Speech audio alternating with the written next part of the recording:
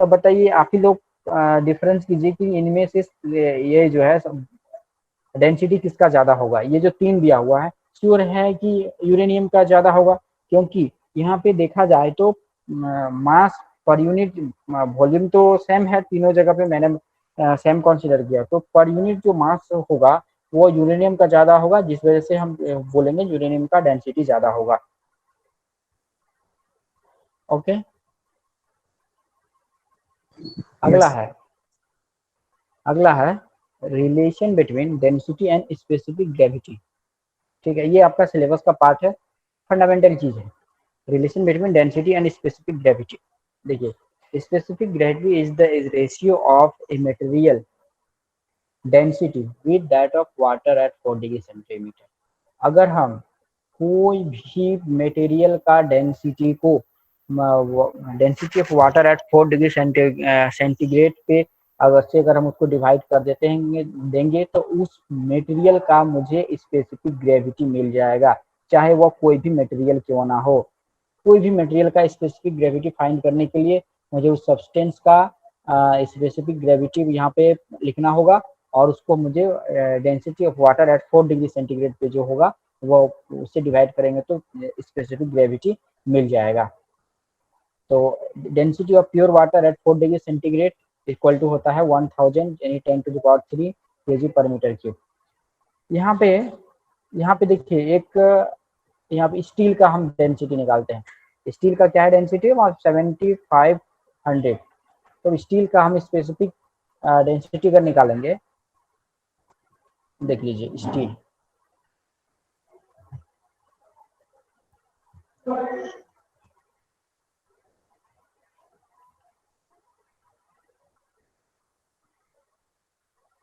ये होता है 7500 kg पर मीटर क्यूब। तो इसका स्पेसिफिक ग्रेविटी क्या हो जाएगा, यानी 75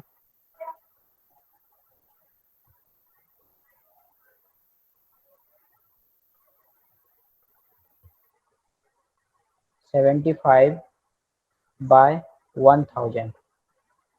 यूनिट को नहीं लिख रहा हूँ, ठीक है। तो यहाँ पे 1 ये 2 कैंसिल बचा, यानी 7.5 जो भी यूनिट आएगा इसका यूनिट तो सेम रहेगा, केजी मीटर क्यू जो होगा इसका डेंसिटी होगा। तो ये स्पेसिफिक ग्रेविटी हो गया 7.5 और जबकि इसका डेंसिटी हो गया 700। तो यही डिफरेंस है दोनों में, स्पेसिफिक ग्रेविटी और डेंसिटी में। और दोनों के बीच में रिलेशन यही होता है, density of substance with ratio of density of substance and density of water at 4 degree centigrade पे। ये ऑलवेज मुझे 4 डिग्री सेंटीग्रेड में ही लेना होगा ये वाटर का डेंसिटी, ठीक है। तो ये हो गया स्पेसिफिक ग्रेविटी।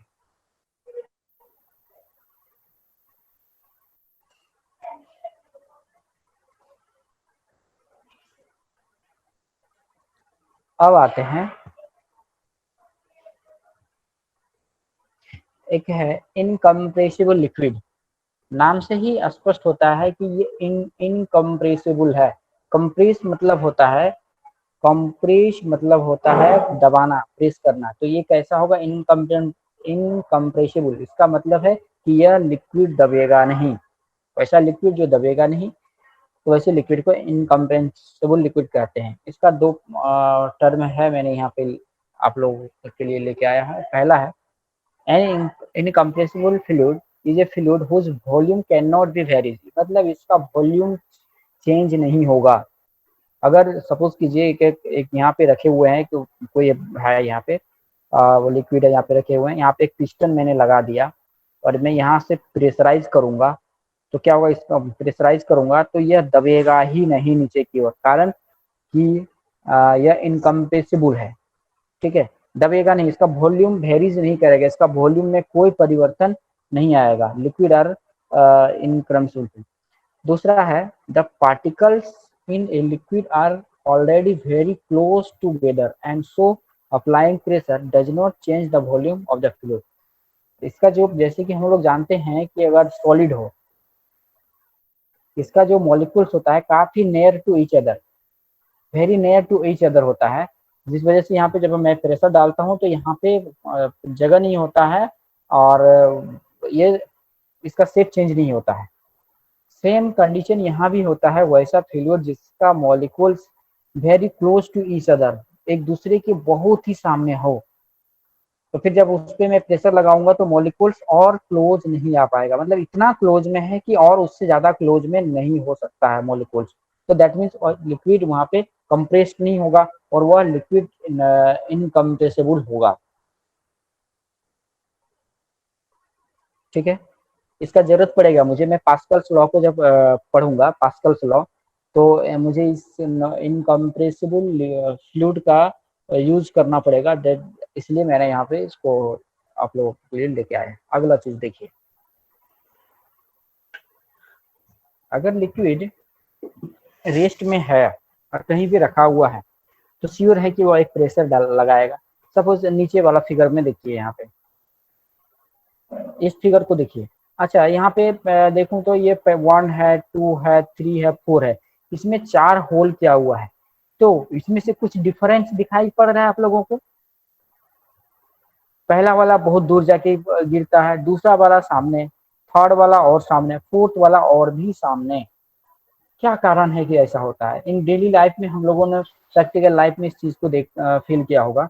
तो क्या कारण है कि यहाँ पे ये प्रॉपर्टी फ्लूइड शो करता है, जबकि प्रेशर वाला में ज्यादा फोर्स लग रहा है, नीचे वाला में ज्यादा प्रेशर है। बिल्कुल सही। नहीं, ग्रेविटेशनल फोर्स तो हर एक जगह सेम रहेगा। ग्रेविटेशनल फोर्स तो यहाँ भी काम करेगा, यहाँ भी काम करेगा, यहाँ भी काम करेगा। ठीक है, यहाँ पे हमको उसी चीज को दूसरे टर्म में समझना होगा, प्रेशर। क्योंकि पॉइंट 1 के ऊपर मैं प्रेशर की बात करूं तो यहाँ पे ज्यादा है, क्योंकि इसके ऊपर में लिक्विड ज्यादा है, यहाँ से लिक्विड का लेयर ज्यादा है, इसके ऊपर यानी देखा जाए तो यहाँ पे फर्स्ट में जो है लिक्विड का लेयर इससे सबसे कम है ऊपर में, यानी इसके ऊपर प्रेशर कम है, और 1 के ऊपर प्रेशर सबसे ज्यादा है। यानी प्रेशर भी क्रिएट करता है जब एक फ्लूइड रेस्ट में होता है तो। ठीक है, तो वही है द टोटल प्रेशर से आगे हमने यहाँ पे बोला कि यहाँ पे ड्यू टू प्रेशर के कारण, लेकिन और भी एक चीज है जिसको हमको जानना होगा, थ्रस्ट, जिसका नाम है thrust. Total normal force exerted by a liquid at rest on surface in contact with it। जब हम एक लिक्विड को किसी कंटेनर में डालते हैं या रखते हैं तो क्या होता है, वह ये नॉर्मली अब उस सरफेस के कांटेक्ट पे, जहां जहां पे कांटेक्ट है, और हमें हर जगह क्या करता है, टेंजेंशियली एक फोर्स अप्लाई करता है। जैसे मैंने देखा, इसका मतलब क्या था कि ये यहाँ पे इस वेसल में इस टाइप का एक डायरेक्शन फोर्स अप्लाई था, जिस वजह से ये यहाँ पे आके गिरा। तो उसी तरह ये जो जहाँ पे कहीं पे भी हम ये ड्रॉ कर सकते हैं, जिस बर्तन में रखा हुआ हो उस बर्तन के वाल पे परपेंडिकुलर दिशा में एक फोर्स अप्लाई करता है, उस फोर्स का नाम है थ्रस्ट। थ्रस्ट कुछ नहीं है, ये एक फोर्स है acting perpendicular to the surface. यह एक फोर्स है जो कि सरफेस के परपेंडिकुलर काम करता है। इसका यूनिट और डायमेंशन सेम वही होगा जो फोर्स का होता है। यहाँ पे देखिए मैंने एक पॉइंट भी लगा, third is nothing it is a force. यह एक फोर्स है और इसका यूनिट जो फोर्स का होता है न्यूटन, और सीवियर सिस्टम में डायन होता है, वही सेम होगा थ्रस्ट। तो थ्रस्ट को समझ गए सर? इसका प्रेशर से तो क्या रिलेशन है सर? मतलब ये प्रेशर को कैसे बढ़ा सकता है? तब ये तो टेंजेंशियल ये हो प्रेशर गया। नहीं, ये टेंजेंशियल है। मैं जस्ट जो टेंजेंशियल हमने यहाँ पे जो देखिए, मैं बता रहा हूँ, 1 मिनट आप बने रहिए।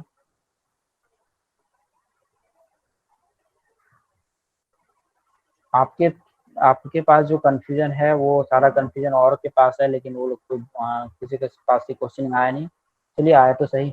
देखिए, ये तो प्रेशर, अगर यहाँ पे देखें तो ये प्रेशर क्रिएट करेगा। प्रेशर क्रिएट करने के लिए सिर्फ ये ही रिस्पॉन्सिबल नहीं होगा। यहाँ पे अगर मैं इस पॉइंट के ऊपर प्रेशर के बारे में बात करूं तो इसके लिए रिस्पॉन्सिबल होगा जी, और इसका रो मतलब इस लिक्विड का डेंसिटी रो, और ये यहाँ से ये height, three things are responsible for pressure. ये प्रेशर क्रिएट करने के लिए थ्री चीज रिस्पॉन्सिबल होगा, acceleration due to gravity, density of liquid and ये जिस पॉइंट पे मैं प्रेशर की बात करूं उससे कितना ऊपर तक लिक्विड है, हाइट ऑफ लिक्विड, ये तीन चीज डिपेंड करेगा।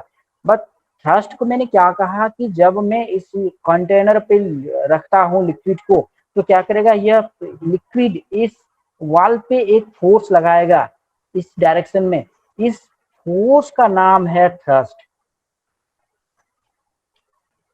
ठीक है, आपने कभी गौर किया होगा कि अगर एक सपोज कीजिए एक लंबा सा प्लास्टिक है, प्लास्टिक में जब मैं ऊपर से पानी पे यहाँ पे भरता हूँ तो कभी कभी देखे होंगे अगर वो पतला हो तो नीचे ये फैल जाता है, इस टाइप का हो जाएगा, इस टाइप का हो जाता है। क्यों होता है? यानी ये इस डायरेक्शन में फोर्स अप्लाई होता है, इसी वजह से इधर बढ़ाइए। अगर यहाँ पे फोर्स यानी ये इधर बढ़ा, इसका मतलब श्योर है कि फोर्स इस सरफेस के परपेंडिकुलर काम कर रहा है, जिस वजह से इसका यहाँ पे सरफेस एरिया को बढ़ा दिया फोर्स के कारण। तो ऑलवेज नीचे भी एक काम करता है, यहाँ भी काम करता है, यहाँ भी काम करता है, इन ऑल डायरेक्शन में जहां से भी उस बर्तन के सरफेस के कांटेक्ट में होगा लिक्विड, हर एक पॉइंट पे एक नॉर्मल डायरेक्शन में जो फोर्स लगाएगा उस फोर्स का नाम है थ्रस्ट। थ्रस्ट प्रेशर नहीं है, थ्रस्ट सरफेस के परपेंडिकुलर काम एक फोर्स है, प्रेशर नहीं है ये। ओके ठीक है, ये क्लियर है, आगे बढ़े। Okay sir. अब मैं प्रेशर के ऊपर आता हूँ, प्रेशर के ऊपर मैं आता हूँ। ठीक है, देखिए प्रेशर को देखते हैं।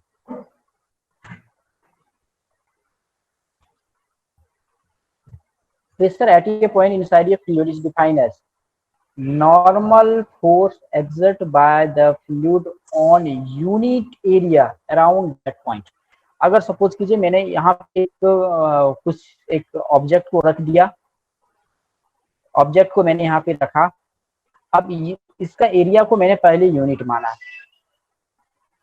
एरिया क्या है, यूनिट एरिया है। अब इस यूनिट एरिया पे लगने वाला नॉर्मल फोर्स जो होगा वही होगा प्रेशर इस ऑब्जेक्ट के ऊपर। नॉर्मल फोर्स तो है ही, लेकिन यहाँ पे कंडीशन है कि यूनिट एरिया ले लिया मैंने, यानी एरिया बहुत ही एक छोटे जगह पे लगने वाला फोर्स जो होगा उसको मैंने यहाँ पे बताया। एरिया यहाँ पे डिफिनिट रहेगा, या तो यूनिट होगा या फिर मैं कुछ पर्टिकुलर एरिया के बारे में बात करूँ तो उस कंडीशन में ये कहलाएगा प्रेशर। किसके ऊपर? इस ऑब्जेक्ट के ऊपर। किसके द्वारा? फ्लूइड के द्वारा लगाया गया दाब किसके ऊपर? इस ऑब्जेक्ट नीचे यहाँ पे रखा गया है ऑब्जेक्ट, उस ऑब्जेक्ट के ऊपर। ठीक है, अब यहाँ पे देखिए, if F be the normal force, अगर ये एफ जो है नॉर्मल फोर्स है इस सरफेस, जो छोटा सा सरफेस लिया इसके परपेंडिकुलर में, ऑन द एरिया, एरिया है डेल्टा ए, डेल्टा एक मतलब बहुत ही छोटा एरिया है। The pressure at that point is given by pressure equal to limit delta tends to 0 F by delta A। इसका मतलब समझ में आया? डेल्टा टेंड्स टू 0 इसका मतलब क्या है? एरिया काफी छोटा है, एकदम जीरो नहीं है बट जीरो से जीरो की ओर है, वेरी क्लोज टू जीरो, मतलब बहुत ही छोटे जगह पे परपेंडिकुलर जो फोर्स होगा उसको हम लोग डिफाइन किए हैं fluid, pressure in fluid. Okay, area को बढ़ा ले लेंगे तो प्रेशर कम हो जाएगा। जैसे कि हम अगर यहाँ पे अगर कीचड़ है, यहाँ पे मड है, कीचड़ पूरा कीचड़ है यहाँ पे धंसा हुआ है, यहाँ पे एक आदमी जाके कीचड़ में फंस गया है और वो एवरी टाइम में वो हर एक मतलब कंटिन्यू वो नीचे जा रहा है, उसको क्या करना चाहिए? वो खड़ा था, अगर वो लेट जाएगा तो उसका सरफेस एरिया बढ़ जाएगा, सरफेस एरिया बढ़ जाएगा, दैट मींस ये जो बॉडी इस यहाँ पे सरफेस पे प्रेशर लगाता था वो प्रेशर कम हो जाएगा, जिस वजह से वो नीचे नहीं जाएगा। और जब यहाँ पे था, इस तरह खड़ा था, तो यहाँ पे सरफेस के कांटेक्ट में एरिया काफी कम था, दो पैर का कांटेक्ट में था, जस्ट दो पैर, तो यहाँ पे सरफेस एरिया कम था, तो जिस वजह से यहाँ पे प्रेशर ज्यादा था, जिस वजह से वहाँ पे वो जल्दी नीचे की ओर धंस जाता है। दूसरा हम देखते हैं कि कांटी जब हम दीवार पे ठोकते हैं, कांटी क्या होता है? एक इस टाइप का होता है बना हुआ, इसका जहाँ से हम लोग इसको हथौड़ा लगा के मारते हैं, पीटते हैं ये, और उधर एक नुकीला होता है ये, और यहाँ पे हम लोग क्या करते हैं, फोर्स अप्लाई करते हैं। तो जब मैं इतने बड़े एरिया में फोर्स लगाया, अब ये जितना फोर्स यहाँ पे था इतना बड़ा एरिया में, अब सामने इतने छोटे से नुकीले भाग में इतना ही फोर्स यहाँ पे आके काम किया, इस वजह से हम लोग इजीली हम कांटी को वाल में हम लोग घुसा सकते हैं। कारण क्या है, कंपेयर टू यहाँ के कंपेयर में यहाँ पे प्रेशर बहुत ज्यादा एक्सर्ट होता है, बहुत ज्यादा, क्योंकि हम लोग जानते हैं ड्यू टू एनर्जी जो है कंजर्व है, तो यहाँ पे जितना पे हम लगाएंगे सारा यहाँ पे आके काम करेगा, इस वजह से वो इजीली धस जाता है। यानी एरिया जितना छोटा होगा प्रेशर उतना ही बड़ा होगा, इसलिए यहाँ पे मैंने लिया है डेल्टा ए टेंड्स टू 0, मतलब एरिया काफी छोटा है। ठीक है, यहाँ पे क्लियर है ये? Yes sir. किसी को डाउट हो तो बोलिए, मैं ठीक है आप लोगों का पास्कल चलो पूरा का पूरा प्रेशर और प्रेशर का ही वहाँ पे खेला होगा, अनकम्प्रेसिबल लिक्विड यूज करेंगे, प्रेशर का होगा, एक बड़े एरिया पे वगैरह वगैरह बहुत सारा चीज है, इसलिए यहाँ पे सारी चीजों को क्लियर जरूर होना है। तो चलिए उम्मीद करता हूँ क्लियर ही होगा। यहाँ पे हम क्या देखे हैं, प्रेशर का तो हम लोग जानते हैं फोर्स पर यूनिट एरिया होता है, जिसका यूनिट न्यूटन पर मीटर स्क्वायर, और डायमेंशन मैंने यहाँ पे इसका लिख दिया है। अगर यहाँ पे किसी को इन दो चीजों में, और इसको पास्कल भी कहते हैं, न्यूटन पर मीटर स्क्वायर और पास्कल, डायमेंशन होगा इसका ml2 ml (T⁻1 T⁻²), ये दो चीज हो गया। अच्छा, इसको अगर हम बेस्ड यूनिट में लिखना चाहेंगे तो न्यूटन का कैसे इसको लिखेंगे हम लोग, फोर्स को पहले kg एक्सेलरेशन का मीटर पर सेकेंड स्क्वायर, और यहाँ पे आ जाएगा ये पर सेकेंड स्क्वायर है, इनटू ये मीटर स्क्वायर है तो मीटर टू द पावर -1, इसको ये सजा देंगे तो ये हो जाएगा, और अकॉर्डिंग टू बेस्ड यूनिट, जो हम लोग बेस्ड यूनिट जिसको हम बोलते हैं केजी, मीटर, उसके बाद हो गया सेकेंड, ये हो गया मेरा बेस्ड यूनिट। बेस यूनिट के फॉर्म में हम इसको इस टाइप से लिख सकते हैं, और ये ऐसा यूनिट में न्यूटन पर मीटर स्क्वायर होता है, और पास्कल, और डायमेंशन फॉर्मूला भी आप लोगों के सामने है।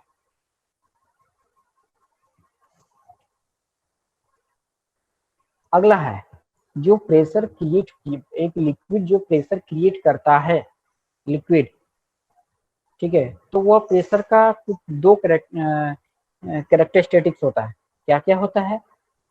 पहला, pressure at any point inside the fluid at rest is same in all direction.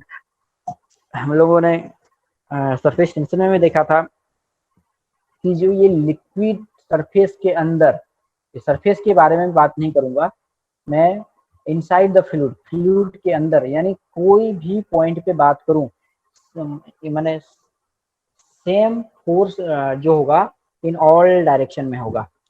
ठीक है, प्रेशर एट एनी पॉइंट, यानी इस हॉरिजॉन्टल प्लेन में मैं देखूं, या फिर मैं इस पर्टिकुलर इस पॉइंट के बारे में बात करूं, तो इसके जो चारों ओर से जो प्रेशर काम करेगा इसके ऊपर, तो क्या होगा, इन ऑल सेम होगा इन चारों ऑल डायरेक्शन में, कोई भी पॉइंट पे लें, इसलिए यहाँ पे इस पॉइंट पे, यहाँ पे, यानी सेम प्रेशर इसके ऊपर काम करेगा। बट ये कंडीशन क्या होगा, ये हॉरिजॉन्टल में होना चाहिए। अगर मैं एक पॉइंट यहाँ पे लूँ, एक पॉइंट यहाँ पे लूँ, एक पॉइंट यहाँ पे लूँ, तो ऐसा नहीं होगा। यहाँ इसके ऊपर कुछ प्रेशर ज्यादा काम करेगा, लेकिन ऑल डायरेक्शन में सेम जो भी प्रेशर होगा, नहीं यहाँ पे इस लेवल के ऊपर मॉलिक्यूल्स की बात करूं या फिर इस मॉलिक्यूल्स की लेवल की बात करूं, जितने हो सकता है यहाँ पे प्रेशर हर एक डायरेक्शन में प्रेशर कम हो, लेकिन यहाँ पे हर एक डायरेक्शन में प्रेशर ज्यादा हो, लेकिन जहां भी होगा, जहां पे जिस पॉइंट पे भी हम कंसीडर करेंगे, देखेंगे ऑल डायरेक्शन में क्या होगा, प्रेशर सेम होगा। ऑल डायरेक्शन में कोई भी पॉइंट हम कंसीडर करें, इन ऑल डायरेक्शन में प्रेशर मेरा क्या करेगा, वो सेम प्रेशर क्रिएट करेगा। दूसरा, pressure at all points on the same horizontal level inside the fluid at rest same. अगर हॉरिजॉन्टल, देखिए मैंने इस सभी को एक हॉरिजॉन्टल प्लेन में मैंने लिया है पॉइंट को, यानी इस पे अगर ये पॉइंट 1 है, 2 है, 3 है, 4 है एंड 5 है, यानी सभी पॉइंट के ऊपर सेम प्रेशर क्रिएट करेगा ये फ्लूइड। ठीक है, यानी कहीं भी हो, अगर मैं यहाँ पे एक हॉरिजॉन्टल लाइन ड्रॉ करूँ और यहाँ पे 4 पॉइंट ले लूँ, यानी यहाँ पे भी सेम प्रेशर होगा सभी चारों पे, यहाँ भी सेम, यहाँ भी सेम, यानी हॉराइजेंटल लाइन में हम कहीं भी चल जाएं सेम प्रेशर होगा, कितना भी पॉइंट हम लोग कंसीडर क्यों ना कर लें। यहाँ पे मैंने 4 जैसे 5 कंसीडर किया, अगर 7 8 10 12 जितना भी पॉइंट कंसीडर करेंगे सभी पॉइंट पे प्रेशर क्या होगा, सेम होगा, प्रेशर में कोई चेंजेस नहीं आएगा। ठीक है, दिक्कत नहीं है यहाँ तक? सर हॉरिजॉन्टल हो तो सेम करेगा, लेकिन जब अप डाउन हो तो जैसे फर्स्ट वाला में आपने बताया तो उसमें भी सेम ही मतलब प्रेशर लगेगा। यहाँ पे देखिए, जब ये वाला बात आएगा तो यहाँ पे 2 चीजों के ऊपर हम लोगों को ध्यान देना होगा। क्या क्या? यहाँ पे मैंने क्या, यहाँ पे देखिए स्टेटमेंट को मैंने लिखा क्या है, जैसे एट एनी पॉइंट, कोई भी पॉइंट पे इनसाइड ये फ्लूइड, फ्लूइड के अंदर का कोई भी पॉइंट पर एट रेस्ट में सेम इन ऑल डायरेक्शन। यहाँ पे मैं कह रहा हूँ इस पॉइंट पे सभी डायरेक्शन से लगने वाला प्रेशर सेम होगा, चाहे मैं यहाँ पे भी बात करूं, ऑल डायरेक्शन में लगने वाला जो प्रेशर होगा वो सेम होगा। अब आपका सवाल है, यानी ऑल डायरेक्शन में जो प्रेशर लगेगा वो से इक्वल होगा। आपका सवाल है सर ये वाला मॉलिक्यूल्स अगर ये 1 है और ये नीचे वाला 2 है, क्या ये दोनों के ऊपर सेम प्रेशर काम करेगा? Yes sir. जी नहीं, यहाँ पे ये बताता है कि ऑल डायरेक्शन में सेम फोर्स होगा, ये तो नहीं बोल रहा है कि हर एक मॉलिक्यूल्स के ऊपर सेम फोर्स होगा, ये तो कहीं भी लिखा हुआ नहीं है। ये इन ऑल डायरेक्शन में सेम फोर्सेस है। ओके, जब हाँ इस तरह प्रेशर यहाँ पे चेंज होगा, जब ऊपर से नीचे जाएंगे या नीचे से ऊपर जाएंगे तो श्योर प्रेशर चेंज होगा। वो प्रेशर चेंज होगा, कितना होगा हम लोग नेक्स्ट स्लाइड में देखेंगे, ठीक है। लेकिन यहाँ पे प्रेशर चेंजेबल वेरिएबल होगा, लेकिन जब हॉराइजेंटल में प्लेन में हम कहीं पे जाएंगे, इस पॉइंट पे अगर प्रेशर अगर 5 यूनिट है तो यहाँ भी प्रेशर 5 होगा, यानी कई पॉइंट, मतलब हम लोग इसके बीच में अगर 20 50 100 पॉइंट अगर कंसीडर करेंगे तो एवरी पॉइंट पे प्रेशर 5 यूनिट का ही होगा हॉरिजॉन्टल प्लेन में। वर्टिकल में ये चेंज होगा बट हॉरिजॉन्टल प्लेन में कांस्टेंट होगा। अब चलिए कितना प्रेशर होगा, ठीक है, कितना प्रेशर होगा। अब अगला देखिए, सपोज कीजिए एक आप लोग घर में भी निकाल सकते हैं कि एक बाल्टी, एक गिलास के नीचे एक पत्थर रख दीजिए, वहां से उसके हाइट को नाप लीजिए, डेंसिटी पता है, एक्सेलरेशन ड्यू टू ग्रेविटी पता है, तो आप लोग खुद फाइंड कर सकते हैं कि उस ऑब्जेक्ट पे कितना प्रेशर काम करेगा। सपोज कीजिए ये पॉइंट ए है इनसाइड द लिक्विड, ये पॉइंट ए है और ए के ऊपर में एच हाइट तक लिक्विड से भरा हुआ है, तो प्रेशर क्या होगा, H rho density of the fluid and G acceleration due to gravity. यहाँ पे ये वाला एक्सेलरेशन ड्यू टू ग्रेविटी सभी के लिए कांस्टेंट रहेगा, यानी वेरिएबल ये चेंज होगा, एच वेरिएबल होगा और डेंसिटी ऑफ द फ्लूइड, अगर यहाँ पे लिक्विड, यहाँ पे पानी वाटर की जगह पे मैं मरकरी ले लूँ या फिर वहाँ पे अल्कोहल ले लूँ या फिर मिल्क ले लूँ, जब भी वो हर एक चीज का डेंसिटी अलग अलग होगा तो वहाँ पे रो एच और जी का वैल्यू चेंज होगा, बाद बाकी जी का ऑलवेज कांस्टेंट होगा। तो सपोज कर लीजिए एच इक्वल टू मेरा 5 सेंटीमीटर है, सबसे पहले इसका मान किसमें लिया मैंने, सीजीएस सिस्टम में, तो मुझे हर एक चीज को सीजीएस सिस्टम में ही रखना होगा, या फिर इसको इसी को मैं एसआई यूनिट में कन्वर्ट कर लूंगा, या फिर चलिए 5 मीटर एसआई यूनिट में, सीखने के लिए मैं इजी ले लेता हूँ, बाद में उसको आप लोग क्वेश्चन जब हम लोग सॉल्व करेंगे तो वहाँ पे बहुत सारे चीजों को हम लोग लेके चलेंगे। जस्ट सीखने के लिए मैंने 5 मीटर ले लिया एसआई यूनिट में। तो ये के ऊपर प्रेशर कितना होगा,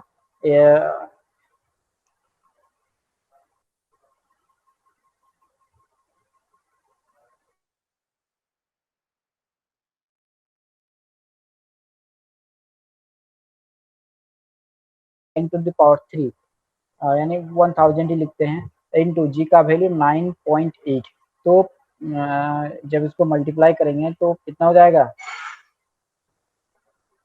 बोलिए तो बोलिए,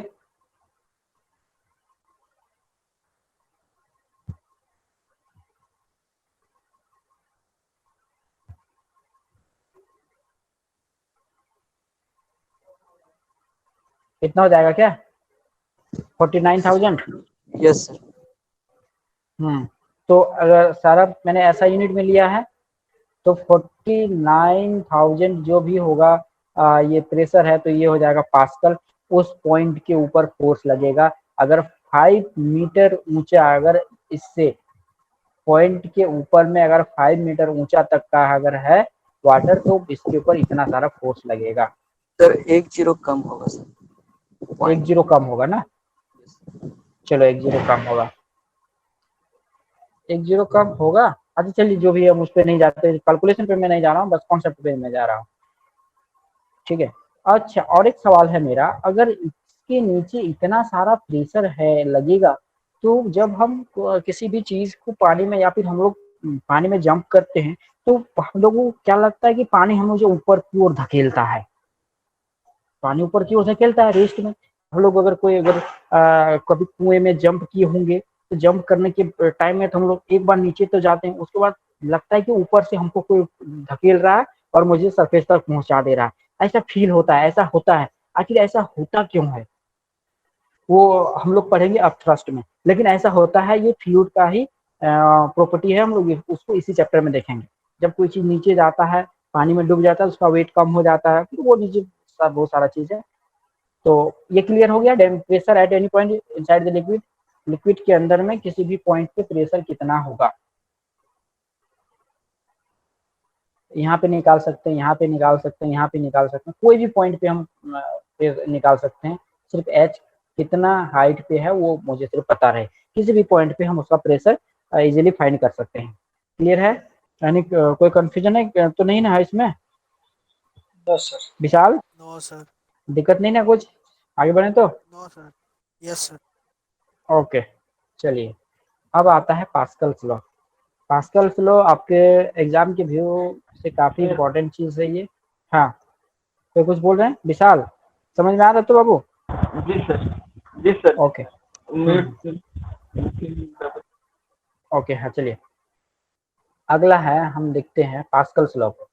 पास्कल्स लॉ आपके एग्जाम के व्यू से काफी इंपॉर्टेंट है ये, मान के चलिए वेरी वेरी इंपॉर्टेंट चीज है ये, और है कुछ भी नहीं, काफी इजी है। चलिए हम लोग इसका लॉ को भी देखेंगे, इसका डेरिवेशन भी देखेंगे। इसका मैं 2 डेफिनेशन आप लोगों के लिए लेके आया हूँ, ठीक है, 2 डेफिनेशन, और काफी इजी चीज है ये।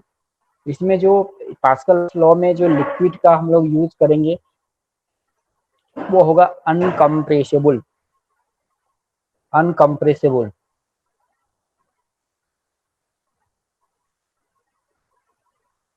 हम लोग यहाँ पे जो भी लिक्विड के बारे में बात करेंगे, अनकम्प्रेसिबल लिक्विड के बारे में बात करेंगे, और सारी चीजों को हम लोग बारीकी से देखेंगे। चलिए देखिए, इसका स्टेटमेंट क्या कहता है, it state that gravity effect is neglected. अगर हम लोग जी को नेग्लेक्ट कर दें, the pressure at every point of liquid in equilibrium of rest is same.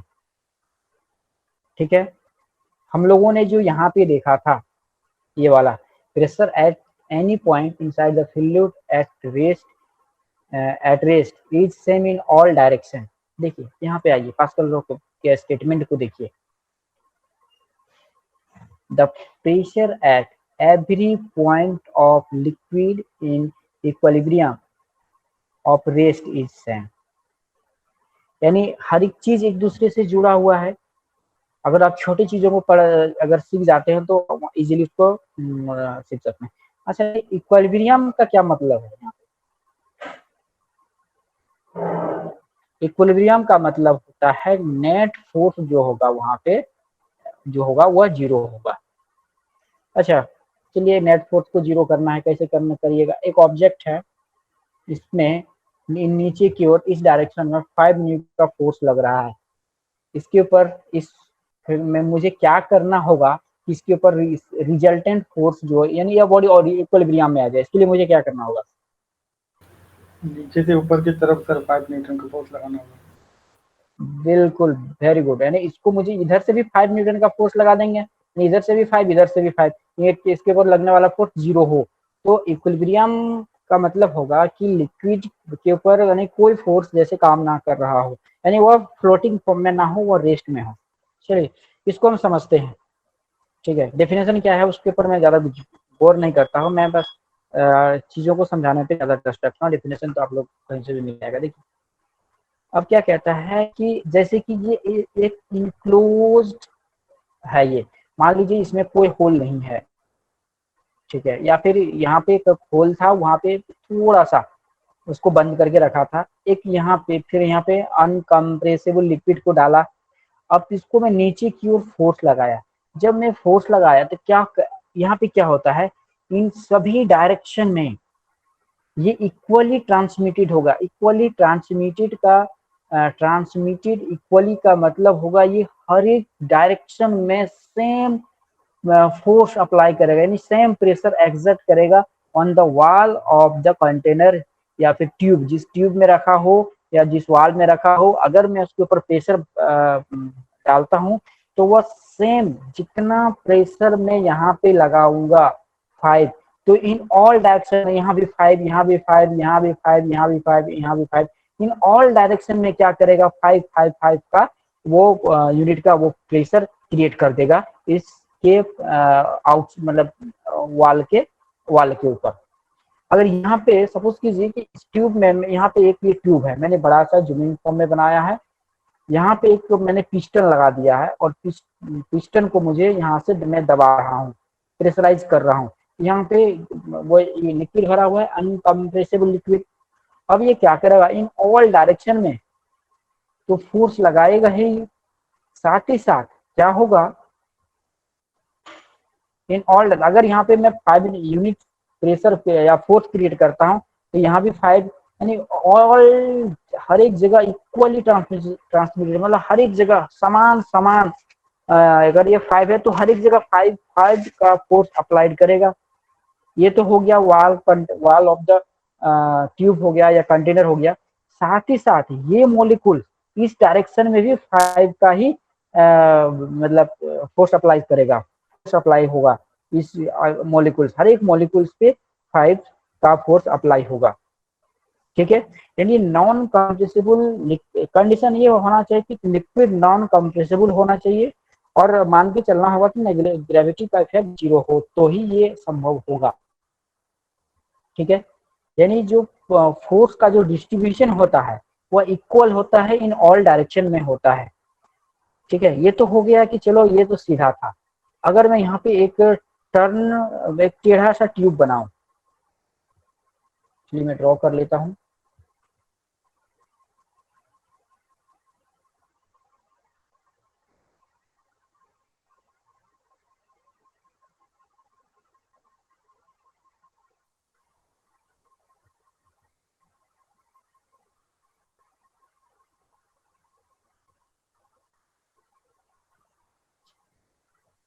यहाँ पे वही अनकम्प्रेसिबल लिक्विड भरा हुआ है, इसमें पूरा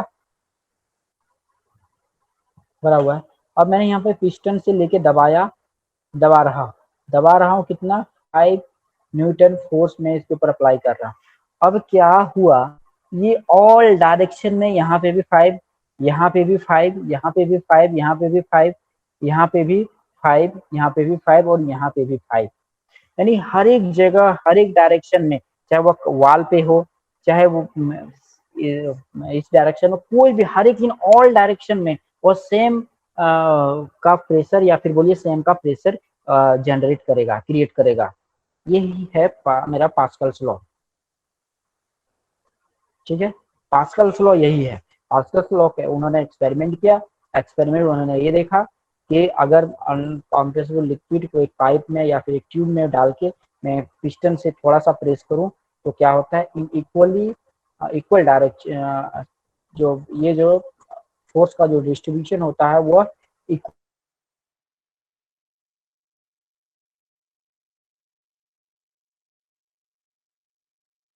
और इसका एक चलिए देखते हैं, एग्जांपल देखते हैं। ये भी एग्जाम में आता है, पास्कल्स लॉ के साथ ही आपका रहता है ये principle of multiplication of force और थ्रस्ट। कभी कभी इसको अकेले पूछ देता है 3 मार्क्स में, और कभी कभी पास्कल लॉ के साथ ऐड करेगा तो ये 3 + 2 ये 5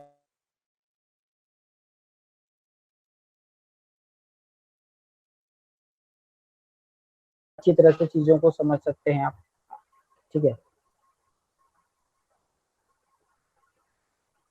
अच्छा, इसमें इसमें किसी प्रॉब्लम नहीं है किसी को तो?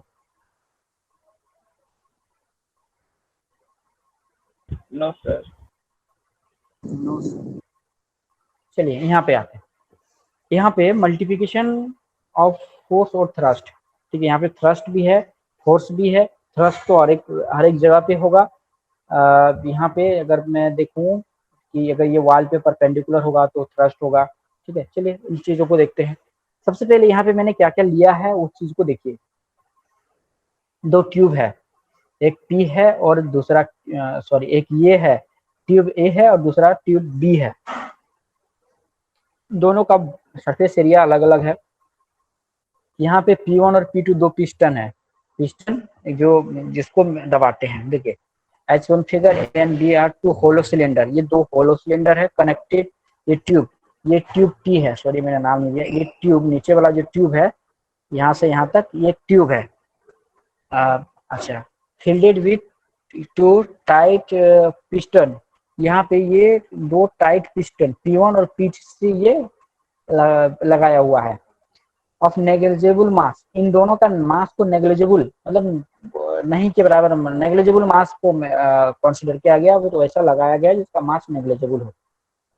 We can move smoothly against the wall of the tube, इस वॉल के अगेंस्ट में हम इसको स्मूथली क्या कर सकते हैं, एडजस्ट कर सकते हैं। इसको नीचे कर सकते हैं, ऊपर कर सकते हैं, मूव कर सकते हैं, इसको ऊपर नीचे कर सकते हैं।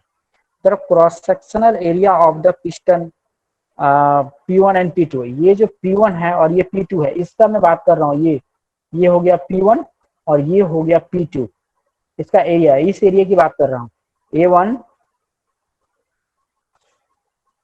ये मैंने उल्टा लिख दिया ना, ये अगर मैं इसको A1 माना और A2 माना, इसका A1 यानी ये हो गया A1 is greater than A1 and A2।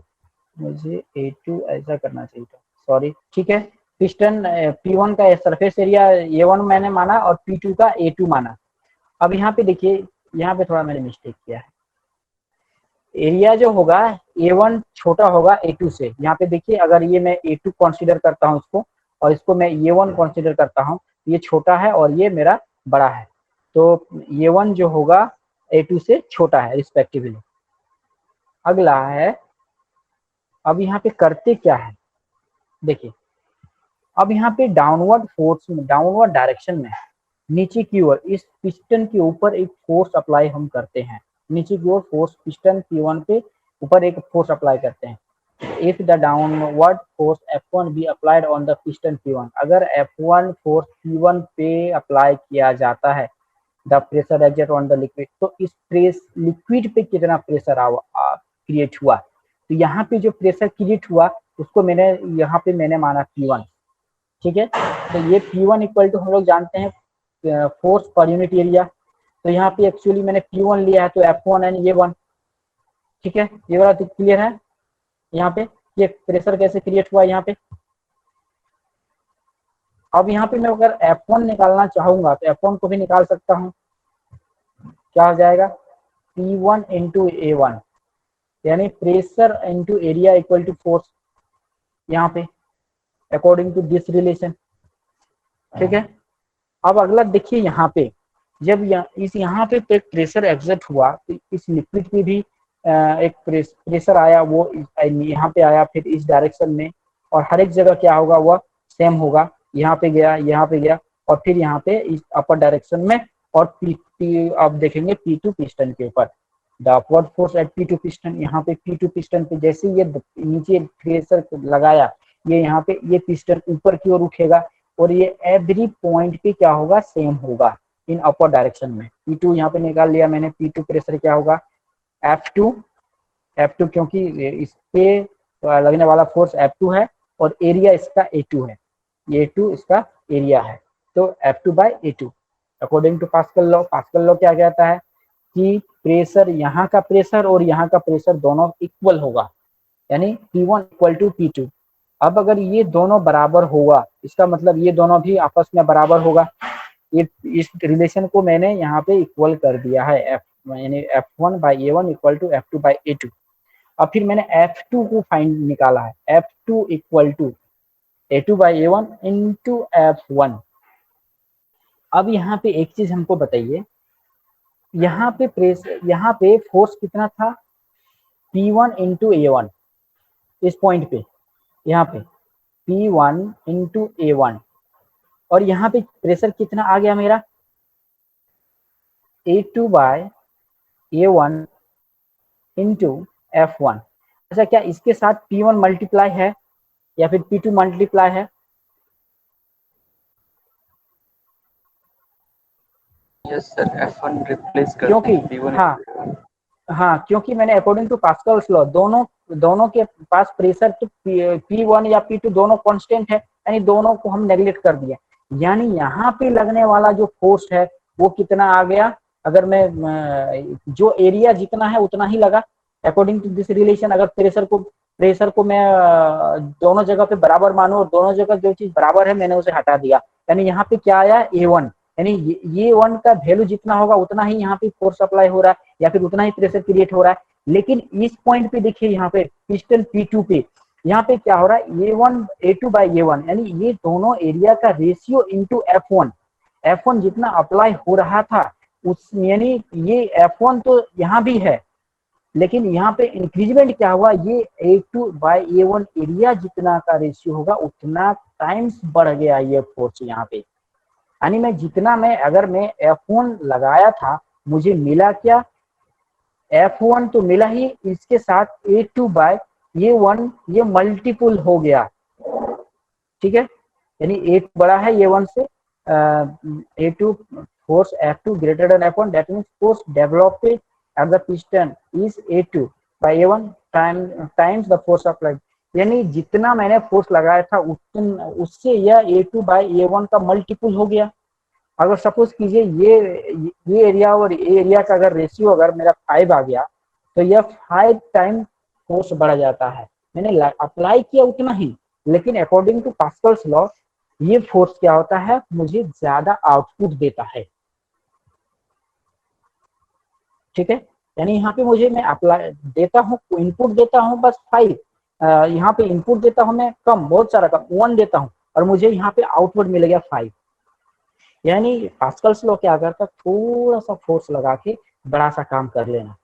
जैसे कि हम लोग गाड़ी में ब्रेक लगाते हैं, हाइड्रोलिक ब्रेक देखते हैं हम लोग गाड़ी में, चलिए उसका भी एग्जांपल है, देख लेते हैं, एक बार बात करते हैं। ये हो गया हाइड्रोलिक प्रेशर, हो गया पहला वाला, फर्स्ट है इसका example, application of Pascal's law, hydraulic pressure.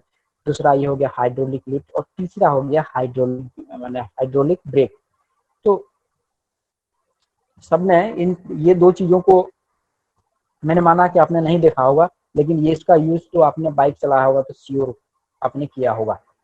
जब हम प्रेशर लगाते हैं, इतना छोटे से जगह पे मैंने प्रेशर अप्लाई, सॉरी यहाँ पे मैंने प्रेशर अप्लाई किया, ये क्या किया, यहाँ पे पिस्टन लगा हुआ रहता है, ये पिस्टन यहाँ पे लिक्विड को थोड़ा सा प्रेस किया। अब यहाँ पे जब इस जगह पे इस यहाँ पे मैंने छोटा सा 1 यूनिट का फोर्स लगाया, और इसका एरिया मान के चलिए, ये जो एरिया है, ये एरिया अगर 5 है तो मुझे यहाँ पे आउटपुट में फोर्स कितना मिला, 5 यूनिट का फोर्स मिला। अगर सपोज कीजिए ये स्पीड में है, जिस स्पीड में है उसको अगर मुझे अप्लाई करने के लिए 20 सकता है। अब अगर मैं हाइड्रोलिक ब्रेक लगा दूं तो मुझे ओनली 4 यूनिट फोर्स मैं अप्लाई करूंगा, और यहाँ पे मुझे 20 यूनिट का रिजल्ट आउटपुट मिल जाएगा। यानी दिया कितना, 4, मिला कितना, 20। यही है पास्कल्स लॉ, थोड़ा सा फोर्स अप्लाई करके बड़ा फोर्स ले लेना। क्लियर है ये? यस। बोलिए, किसी को इसमें डाउट है? किसी को भी अगर थोड़ी सी भी डाउट हो तो प्लीज शेयर विथ मी।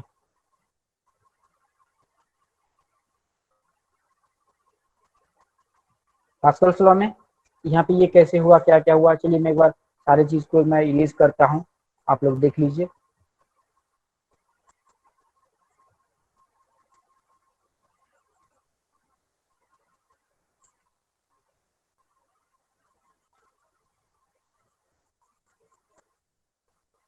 इतना छोटा ये जो है कैलकुलेशन, यहाँ पे जरा देखिए, यहाँ पे मुझे बताइए, इसमें कोई कंफ्यूजन जैसे ना रहे ये वाला में।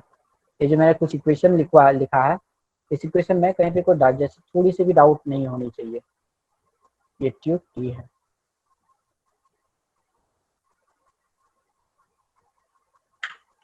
देख लीजिए एक बार।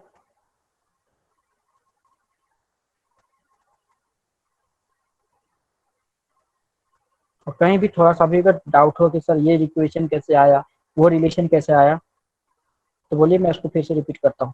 अच्छा, और एक चीज़ मैं आप लोगों से डिस्कस करना चाहता हूँ कि आप लोगों को मैं पिछला बार जितने भी चैप्टर पढ़ाई हुआ है सारा का मैंने नोट्स दिया है। आप लोगों को सारा नोट्स मिला है चैप्टर वाइज? हाँ सारा यस सर।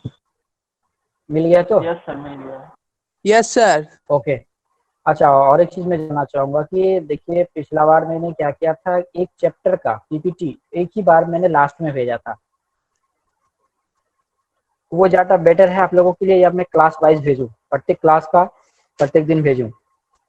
सर क्या बोले, समझ नहीं आया। सर जैसे कि पीपीटी जैसे पहले कि मैं पीपीटी के पीपीटी थ्रू से पहले भेज पढ़ाई दीजिए कर सर। रहा हूँ।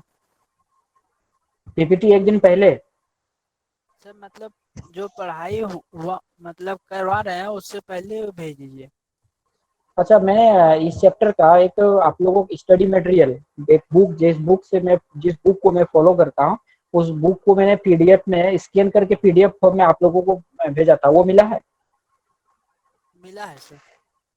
हाँ, तो वहां यस से आप थोड़ा देखिएगा। हाँ, मैं पूरे वो सारे चीज को वहीं से मैं फॉलो करता हूँ, क्योंकि वो सिलेबस बेस्ड बुक है। अगर मैं उस बुक को फॉलो करता हूँ तो अकॉर्डिंग टू योर सिलेबस वही बुक है आप लोगों का। तो उसी चीज को मैं फॉलो करता हूँ। बाकी जो कुछ एक्स्ट्रा ऐड करने का रहता है मैं उसको अपनी तरफ से ऐड कर देता हूँ एक्स्ट्रा क्लियरिफिकेशन के लिए। लेकिन आपका अकॉर्डिंग टू योर सिलेबस वही बुक आपको फॉलो करना है, इसलिए मैं उसी बुक का सारा स्टडी मटेरियल आप लोगों को अवेलेबल करवा देता हूँ। ठीक है?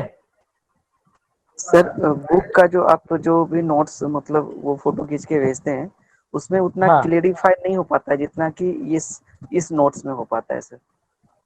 एक्चुअली देखिए ये वाला मैं डिस्कस करके देता हूँ ना, वहाँ पे देखे होंगे कोई इतना एग्जाम्पल, कोई फोटो नहीं होता है, कोई डायग्राम नहीं होता है, इतना सारा मैं यस। डायग्राम देता हूँ। एक स्टडी मटेरियल करने रेडी करने एक क्लास के लिए, अगर खुद को मैंने पीपीटी को रेडी करने में 2 से 3 घंटा का समय लगता है।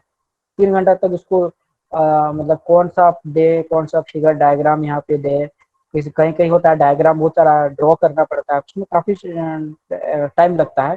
तो इतना मेहनत करने के बाद अगर मैं लाता हूँ तो आप लोग इजी हो जाता है समझने के लिए। और बुक में तो वैसा नहीं, वो रेडीमेड एक नोट्स है। ठीक है? तो वहां से एक बार आप पढ़िए, बाकी तो मैं समझा तो रहा हूँ यहाँ से, और मैं इसको भी भेज दूंगा। एक्चुअली हो पाता है क्या कि जैसे कि कल क्लास है तो कुछ एक्स्ट्रा ऐड करना रहता है मुझे। ठीक है?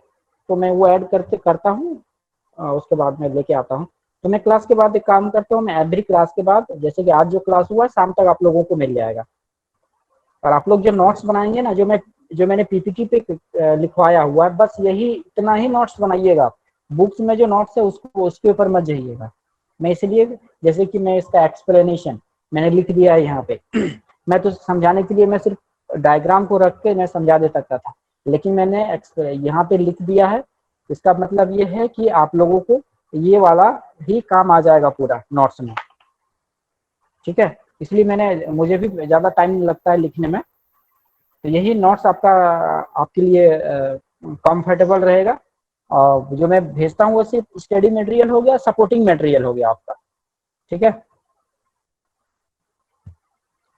देखते हैं नेक्स्ट यस। क्लास में हो सकते हैं ये पास्कल लॉ से रिलेटेड कुछ नॉमेरिकल प्रॉब्लम लेके आएंगे, और फिर सिलेबस को हम लोग आगे बढ़ाएंगे। ओके? तब तक के लिए आज का क्लास यहीं पे खत्म करते हैं, फिर हम लोग मिलेंगे कल 12 बजे। Thank you sir. Okay, thank you sir. Okay. Sir, ये तब डेली क्लास का मटेरियल हमको मिलेगा, इसका मतलब यही ना? हाँ, वो बोलिएगा तो मैं जैसे ये कंप्लीट हुआ मैं इसको सेंड कर दूँ। हाँ सर, ये भी अच्छा रहेगा। और बाद में फिर एक ही बार लास्ट में जैसे एक ही बार में पूरा फ्राइडे। चैप्टर का? हाँ यस सर, फ्राइडे को जैसे भेजते हैं एग्जाम से नहीं, पहले एक फ्राइडे को दिन। नहीं, ना एग्जाम से पहले एवरी क्लास का मैं भेज दूंगा। कंप्लीट उसके हो बाद जाएगा जैसे ये सर। चैप्टर कंप्लीट होगा, ये चैप्टर कंप्लीट हो जाएगा तब मैं एक एक चैप्टर का एक ही नोट्स दूंगा आप लोगों को पीपीटी। हाँ हाँ सर, वही यस सर, सर, वही। यस। यस, वो ठीक बेटर है? रहेगा सर। जैसे कि मैंने आज ये चैप्टर में कम से कम मेरा 4 से 5 क्लास लगेगा, तो 5 क्लास का अलग अलग मैंने भेज दिया, और जब ये कंप्लीट हो गया तो फिर पांचों क्लास का मिला के मैंने एक भेज दिया आप लोगों के पास। यस सर, ये बेटर रहेगा सर। ओके ओके, ठीक है। ओके, चलिए मैं इसको पीडीएफ फॉर्म में मैं भेज दूंगा। ओके, टेक केयर, फिर मिलते हैं कल हम लोग।